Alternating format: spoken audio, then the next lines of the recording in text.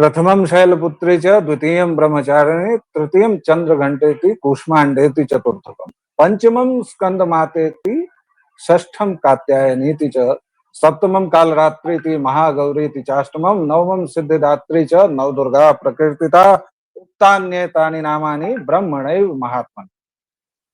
दुर्गा पूजा की शारदीय नवरात्र की आप सभी को बहुत बहुत बधाई हो। आज पंचमी है यानी स्कंद माता का दिन। स्कंद मतलब मुरुगन, मुरुगन मतलब कार्तिकेय, गणेश के बड़े भाई, जिनको मनाने के लिए महादेव को भी सपत्नीक जाना पड़ा और मल्लिकार्जुन बनना पड़ा। मल्लिकार्जुन का ये, और किस लिए भागे मुरुगन? कि उनकी शादी नहीं की गई। खैर वो सब कथाएं अलग हैं। आज जो मैं आपसे बात करने जा रहा हूं, आज का दिन बिहार में बहुत हलचल का है। बहुत सारी चीजें हो रही हैं बिहार में। मेरा घर जहां है दरभंगा में, वहां संस्कृत शोध संस्थान है और इसको आप संस्कृत यूनिवर्सिटी से भ्रमित मत कीजिएगा। दरभंगा में दरअसल एक है ललित नारायण मिथिला यूनिवर्सिटी, जहां पर सामान्य विषयों की पढ़ाई होती है, आर्ट्स साइंस जो भी है, मूलतः आर्ट्स की पढ़ाई होती है। दूसरा है कामेश्वर सिंह दरभंगा संस्कृत यूनिवर्सिटी, KSDSU, संस्कृत की गिनी चुनी यूनिवर्सिटीज में। और तीसरा जिस संस्थान की मैं बात कर रहा हूं वो है संस्कृत स्नातकोत्तर शोध संस्थान, जो भारतवर्ष में मूलतः 3 ही हैं और मुझे नहीं पता कि अब बाकी 2 बचे हैं या नहीं, क्योंकि इस तीसरे को गर्वीले मैथिलों ने लूटने, खसोटने और बर्बाद करने में कोई कोताही नहीं बरती। एक से एक उद्भट विद्वान हुए, इसके वाइस चांसलर हुए, इसके डायरेक्टर हुए और सब ने खूब पांडुलिपियां बेची, चुराई। एक से एक झाजी लोग, जिनका आज भी गर्वीले मैथल फनाना झाजी छलखिन ततेक विद्वान रहथिन जब 25टा पांडुलिपि चुरा ले। आज उसके दिन संवरने वाले हैं। क्यों संवरने वाले हैं? क्योंकि 150 करोड़ रुपए दिए गए हैं, निर्गत किए गए हैं, नीतीश चचा ने दिए हैं। और आज नीतीश बाबू आ रहे हैं वहां पर दरभंगा में, मेरे घर के ठीक बगल में है, कबड़ा घाट उस जगह का नाम है। और हमेशा की तरह जब नेता लोग निकलते हैं, बड़े लोग निकलते हैं, तो गरीब गुरबे न दिख जाएं, मैले कुचैले लोग न दिख जाएं, तो दोनों तरफ वो जो टेंट का कपड़ा होता है वो बांध के और लोगों को कह दिया गया है कि घर में रहो। अब चचा आ रहे हैं तो पुलिस व्यवस्था भी वही है। अब वहां के जिस आदमी को बाजार जाना है या अपनी नौकरी पर जाना है वो कैसे जाएगा, वो उसकी समस्या है। और 150 करोड़ रुपए आ रहे हैं। इसके साथ दूसरी चीज क्या हो रही है कि दूसरी चीज ये हो रही है कि प्रधानमंत्री और मुख्यमंत्री मिलकर 7500 करोड़ रुपए डायरेक्ट बेनिफिट ट्रांसफर कर रहे हैं। जी हाँ, हर एक महिला के खाते में, बिहार के हर एक परिवार की एक महिला के खाते में 10,000 रुपए जाएंगे, जो उनको उद्योग के लिए दिए जा रहे हैं। 6 महीने बाद उसकी समीक्षा होगी और फिर उस महिला को और ज्यादा सहायता दी जाएगी या नहीं दी जाएगी कई के। और जैसा कि आप सबको पता है, मैं कह देता हूं कि इसमें से 99% तो फ्लॉप हो जाएंगी, लेकिन 1% जो बचेंगे उनके उद्यमी होने का रास्ता सरकार ने खोला है। उधर पप्पू यादव को फिर से मंच पर से भगा दिया गया। कांग्रेस ने कल फिर एक बार कहा कि तेजस्वी यादव को सीएम बनाने में हमारी कोई रुचि नहीं है, इलेक्शन के बाद देखेंगे। ये सारी बातें हैं। और देखिए, मेरे दाहिनी चौखट में जो व्यक्ति मौजूद हैं, आचार्य हैं, लेकिन कितने प्रसन्न हो रहे हैं। मतलब तेजस्वी को नहीं बनाया गया कैंडिडेट, इस आदमी की हंसी रुक नहीं रही है। तो अब 4 मिनट की भूमिका मैंने दे दी है। शुरुआत करते हैं बिहार की राजनीति से। आनंद ब्रो, तेजस्वी भाई का क्या होगा? फिर से कल मतलब नासिर हुसैन आए थे, जनेवी के थे, पहले SFI में थे, वो सब बाद में बात करेंगे। लेकिन कल फिर से कांग्रेस ने कहा कि हमारी कोई रुचि नहीं है और पप्पू यादव को फिर मंच से भगा दिया गया।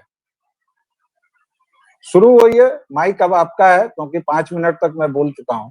जी जी, तो पहले पप्पू यादव से शुरू नहीं करते हैं, पहले ये संस्कृत वाले से शुरू करते हैं जिसकी बात आपने की। तो संस्कृत वाले का फिलहाल भारत में स्थिति अगर देखी जाए संस्कृत की पढ़ाई की, तो 17 यूनिवर्सिटीज हैं संस्कृत की जहाँ से संस्कृत की पढ़ाई होती है। अब ये जो 17 अलग यूनिवर्सिटीज है संस्कृत की, ये अलग यूनिवर्सिटीज क्यों हैं भाई?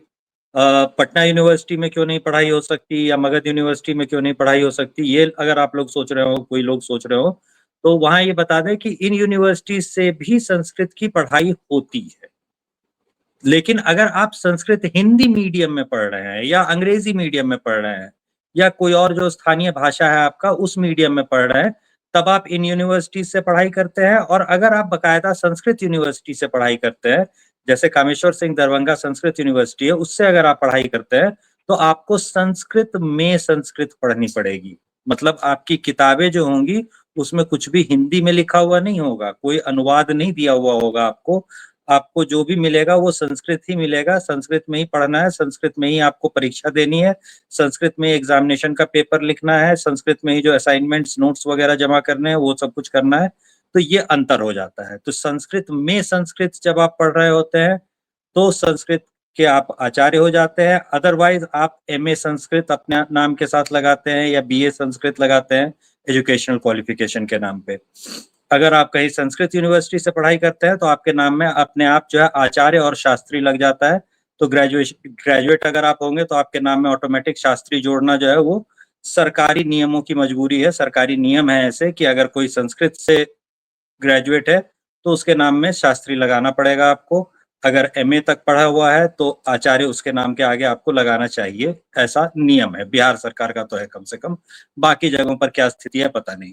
तो ये स्थिति है। मतलब अच्छा किया जा सके कैसे संस्कृत का, इसका प्रयास सरकारी स्तर पर जो नियम या नीतियों के स्तर पे होता है वो हुआ था। नीतियां जैसे ही जमीन पर उतरती हैं वैसे ही मामला कुछ और हो जाता है। अभी जो आप ये बता रहे हैं कि ये करोड़ों रुपए आए वहां पे, तो अभी तक उस संस्थान के अध्यक्ष कौन थे, उस संस्थान में सदस्य कौन कौन लोग हैं, इसका नाम कोई नहीं जानता। कल शाम में आप पूछिए, कल शाम में सभी उन झाजी लोगों का नाम सब लोग जानते होंगे, और सबके सब झाजी ही होंगे, ये भी आप इंश्योर कर सकते हैं। हमने तो अपने कॉलेज में देखा है कि भाई दो ही बड़ी मजेदार चीज ये थी कि दो ही जातियों के लोग पूरी कक्षा में नजर आते थे। मतलब सिर्फ अपने आचार्य बनने की हम बात नहीं कर रहे हैं। मेरे बैच में जो स्थिति थी वो तो थी ही, मेरे सीनियर एक आध बैच को भी हम जानते थे, जूनियर एक आध बैच के लोगों को भी जानते थे, और रिजल्ट सबका 3-4 बैच का एक साथ आता है तो नाम की सूची आती है। उस नाम की सूची में या तो झाजी दिख रहे होते थे, या कुछ एक दिख रहे होते थे जो एससी कम्युनिटीज से आते हैं। पासवान आपको दिख जाएंगे, फलाने राम आपको दिख जाएंगे। एक जो पूरा वर्ग होता है ओबीसी, ये पूरा वर्ग गायब दिखा। सिख छात्र एक थे मेरे साथ शास्त्री की परीक्षा दे रहे थे, तो दूसरे समुदायों के लोग नहीं पढ़ते संस्कृत ऐसा भी नहीं है। लेकिन वस्तु स्थिति यह है कि ओबीसी सेक्शन पूरा जो होता है वो पूरा पूरा संस्कृत कक्षाओं से गायब होता है। मुझे अपने बैच में और आसपास के बैच में कोई भी ओबीसी नहीं दिखा या दिखी, लड़का या लड़की। खैर, तो अभी जो स्थिति है वो ये है कि संस्कृत के पढ़ाई के नाम पर जो हो रहा है वो बहुत अच्छा नहीं हो रहा है। इस तरीके से संस्कृत का फायदा नहीं हो सकता, नुकसान ही हो रहा है। मतलब अभी की परीक्षाओं का हम आपको बता दें कि मुझे जो 80% 85% नंबर आते हैं उसके लिए मुझे 5 दिन भी नहीं पढ़ना पड़ता है, 5 दिन भी नहीं, और उसके बाद मेरे 80-85% नंबर आ जाएंगे। अगर कहीं गलती से कोई महीने भर पढ़ करके परीक्षा देने बैठ जाएगा तो उसको 99% नंबर आएंगे। मतलब स्पेलिंग मिस्टेक के सिवाय और आप कोई नंबर नहीं काट पाएंगे, ऐसी स्थिति हो जाएगी। तो इसमें समस्या क्या है? इसमें समस्या है कि सवाल ऐसे ढंग से पूछे जाते हैं कि वही सवाल बार बार जो है वो रिपीट करने पड़ेंगे, और उसके बाद जो है वो पहले से उन खास सवालों की तैयारी करके छात्र या छात्रा जो है वो परीक्षा में जा सकता है और बहुत आसानी से पास हो सकता है।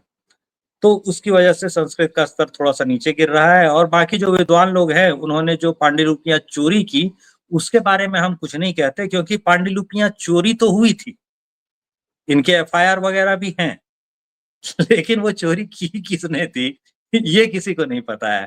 तो अब चौकीदार चोर था कब कब नहीं था, ये तय करना बड़ा ही मुश्किल काम है, वो भी 20 साल पहले की चोरी के मामले में।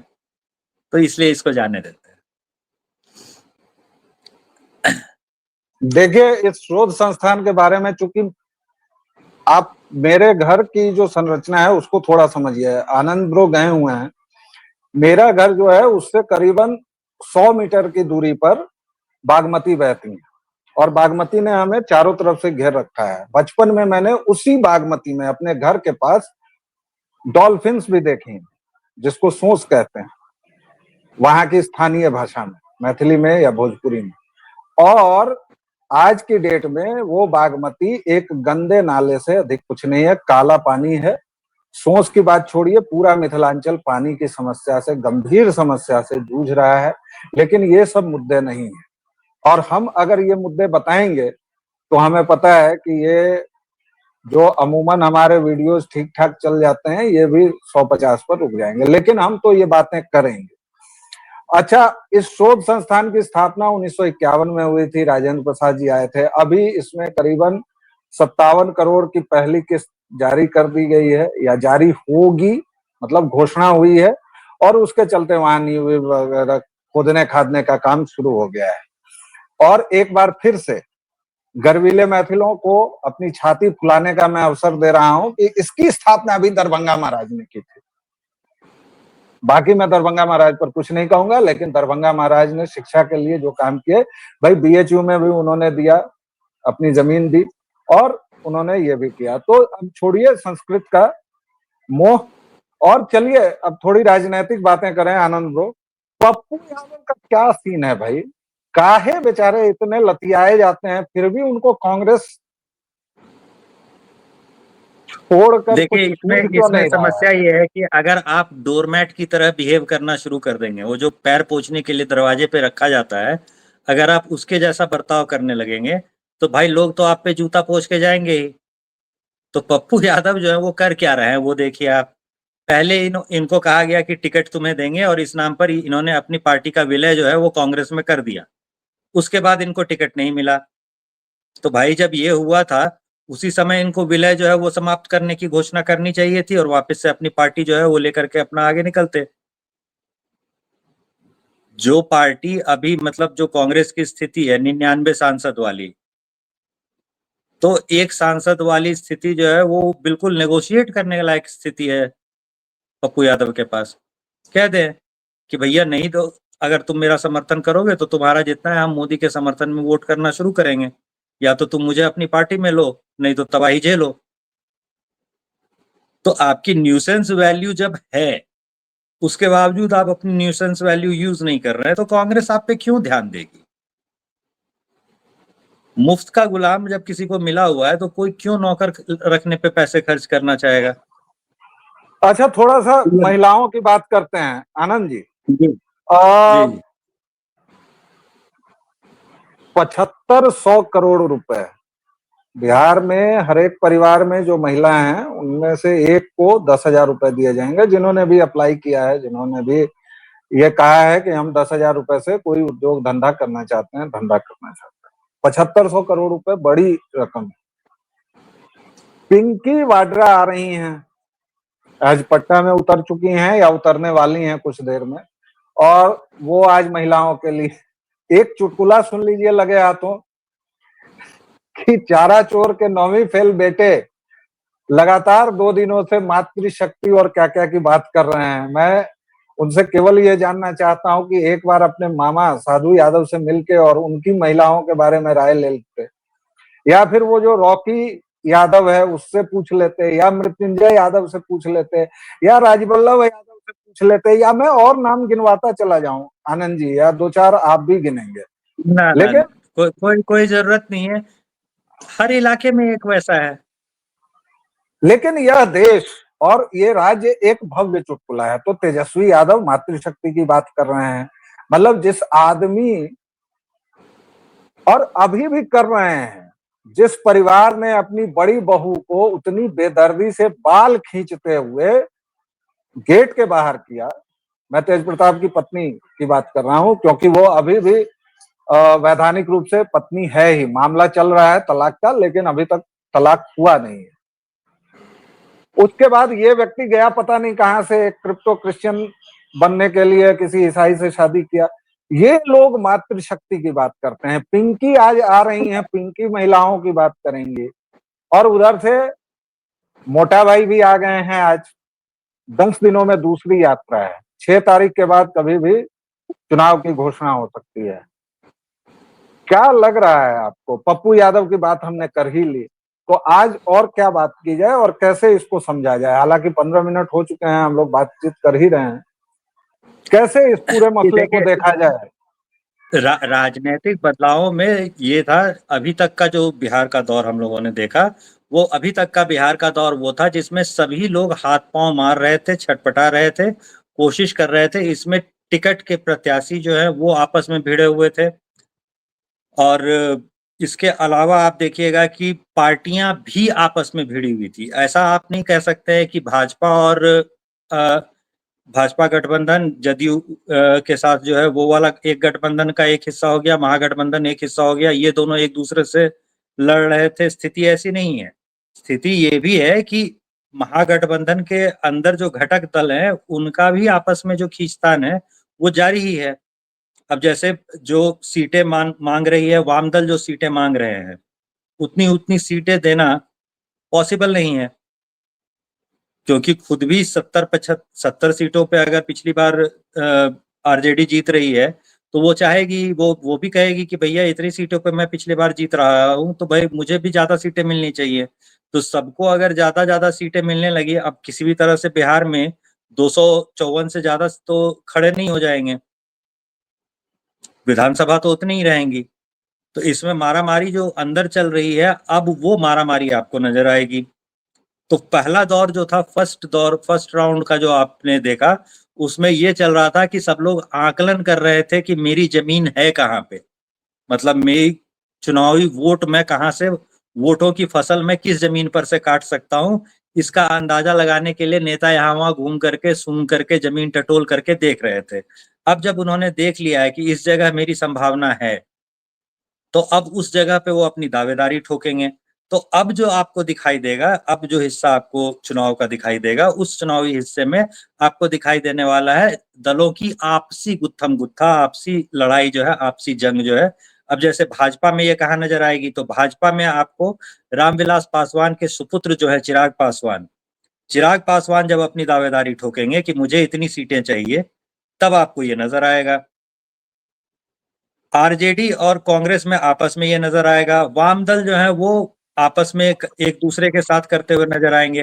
तो यहाँ जब कल वाम दल आपस में आपको करते हुए दिखाई देंगे, तब लोगों को समझ में आएगा कि वाम दल भी एक नहीं होते, कि सिर्फ एक वामपंथी कह दिया और काम चल गया। तो यहाँ पे चार जो बड़े वामपंथी दल हैं, चार बड़े नाम, वो आपको आपस में गुत्थम गुत्था होते दिखाई देंगे, क्योंकि कोई 7 सीट से कम तो डिमांड ही नहीं कर रहा। सब लोग 7-8 सीट पे तो चुनाव लड़ना ही चाहते हैं। तो ये यहाँ पे होगा।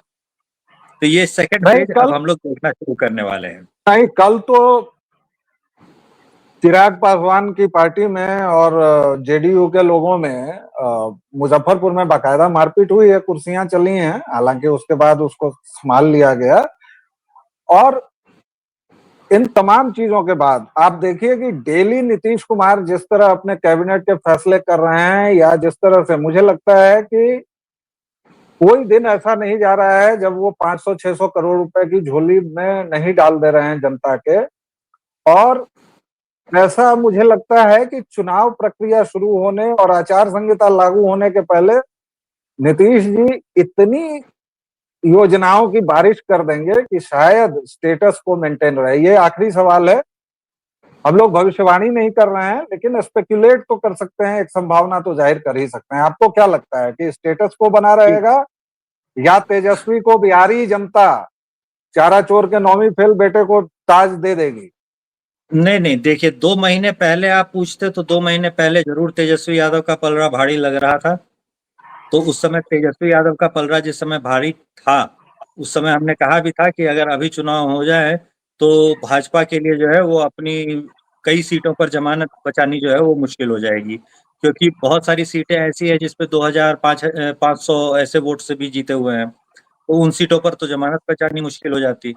लेकिन अब जो 2 महीने बीत चुके हैं, इसमें अब स्थिति यह है कि अब स्थिति वापस से दिख रहा है कि एंटी इनकम्बेंसी जो नीतीश कुमार के खिलाफ थी, वो अब फील्ड से गायब है। जमीन पे अब उसकी बात नहीं होती हुई दिखती। जो नाराजगी सरकार से दिखती भी थी लोगों की, अब कोई वहां सड़क पर अगर नाराजगी है भी तो वो बिजली खराब है या बिजली कम आ रही है या सड़क टूटी हुई है, ये सारी शिकायतें करता हुआ नहीं दिख रहा है। अब जो है वो धीरे से एंटी इनकम्बेंसी वाला फैक्टर जो है वो गायब हो गया और नीतीश कुमार के समर्थक जो हैं वो फिर से समर्थन वाले मोड में दिखाई देने लगे हैं। Same goes for Bhajpa. Bhajpa के समर्थक जो है वो धीरे-धीरे मैदान में अब उतर रहे हैं और ये आपको सोशल मीडिया में भी दिखाई दे देगा और आराम से आपको ज़मीनी चर्चाओं में भी दिखाई दे देगा। सोशल मीडिया चर्चाओं में आपको बड़ी आसानी से दिखाई दे देगा, क्योंकि अब जो सरकारी योजनाएँ थी, मुद्दे थी, उसके बारे में बातचीत जो होनी थी पहले, वो बातचीत अब शुरू हो रही है। तो आपको दिखाई देगा कि जो आईटी सेल था, जो सोशल मीडिया पे इनके एक्टिव लोग थे, वो लोग अब फिर से फील्ड में उतर रहे हैं, जो बीच में हाथ समेटे बैठे बैठे हुए थे। इसका मतलब है दर्शकों कि आनंद जी भी मेरी ही तरफ बढ़ रहे हैं कि कुल मिलाकर स्टेटस को कायम रहने की आज की स्थिति में, आज 26 सितंबर को जब हम लोग बात कर रहे हैं और पिछले कुछ दिनों से आज प्रधानमंत्री भी बोलेंगे मुख्यमंत्री के साथ, मुख्यमंत्री और प्रधानमंत्री साथ में ये काम करने वाले हैं। तो गठबंधन में जेडीयू और बीजेपी के बीच तो समन्वय बहुत अच्छा चल रहा है। चिराग वाला जो फैक्टर है उसको थोड़ा सा कसने वगैरह की जरूरत है, क्योंकि चिराग को ये मुगालता हो गया है कि वो रामविलास पासवान है, हालांकि वो है नहीं। लेकिन मुगालतों का क्या है, मुगालता तो देखिए तेजस्वी को भी है। जितनी जितनी सक्सेस उठा करके ये लेकर के आए हैं, उतनी सक्सेस कभी रामविलास पासवान को नहीं मिली थी, ये याद रखिए। तो ये रामविलास पासवान है नहीं, ये रामविलास पासवान से बेहतर है, ऐसा भी कहा जा सकता है। हाँ, ये आप कहना जरूर है कि बूढ़े होने पर ये बात कही जानी चाहिए, पूरा राजनीतिक कैरियर देख लेने के बाद ये बात कही जानी चाहिए या तुलना की जानी चाहिए। लेकिन अगर तुलना करनी है कि 40 साल की उम्र में या 50 साल की उम्र में रामविलास पासवान की अचीवमेंट क्या थी और 50 साल की उम्र में चिराग पासवान की अचीवमेंट्स क्या है, तो पलड़ा चिराग पासवान का तो भारी पड़ता हुआ दिख रहा है। पलड़ा चिराग पासवान का भारी है, स्टेटस को बनेगा और बिहार में बहुत कुछ होने वाला है। हर एक दिन हम लोग सुबह सुबह बैठते हैं आप लोगों के साथ, बिहार में आज क्या हो रहा है, क्या होने वाला है और इसका क्या परिणाम होगा, इस पर एक राजनीतिक चर्चा करते हैं। आज हमने थोड़ी सी धार्मिक चर्चा भी की। धार्मिक चर्चा इसलिए की क्योंकि 5 दिनों बीत गए और हर एक नवरात्र में मैं और आनंद जी धार्मिक चर्चा भी करते थे, वो नहीं कर पाए हैं। वो कल से शुरू करेंगे, जब माँ की आंखें खुल जाएंगी, पंडाल में दर्शन शुरू हो जाएंगे, तो कल से हम धार्मिक चर्चा भी शुरू करेंगे। तब तक भी आलोकवाणी पर अपना स्नेह और प्रेम बनाए रखिए। लाइक की संख्या प्लीज थोड़ी बढ़ाइए, क्योंकि उससे हमें प्रसार करने में मदद मिलती है। शेयर कर रहे हैं, बहुत बहुत बढ़िया, आभार आपका। लाइक कीजिए, सब्सक्राइब कीजिए और एक छोटे विराम के बाद फिर मिलेंगे। तब तक के लिए जय सिया राम। जय श्री राम।